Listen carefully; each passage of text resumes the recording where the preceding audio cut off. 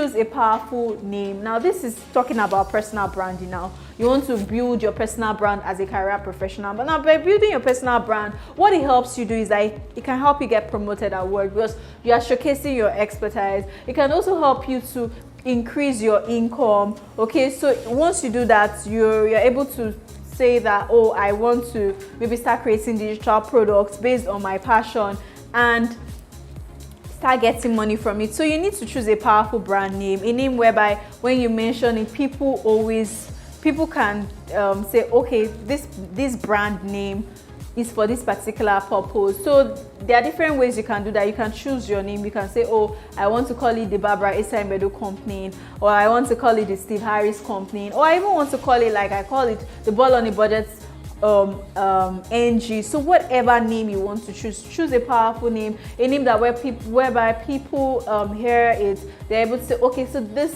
particular company is for this purpose. So Ball on a Budget, it's a budgeting, a personal finance company that helps people to budget and people that are struggling with money management to get out of money, their struggles. For some people, they struggle with, oh, should they have their own name? Okay, maybe like let's say Barbara Esai-Mbedu Company, or should they have another name without their name? So I would say let's do a quick exercise. Okay, so 5 years from now, what do you want to be known for?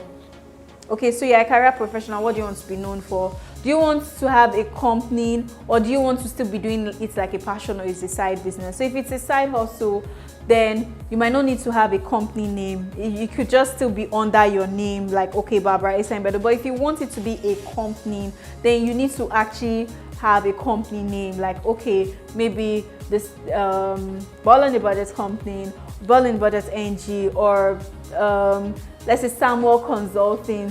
So it has to be a company name. Okay, so you need to project into the future. So the future will determine the brand name that you pick now.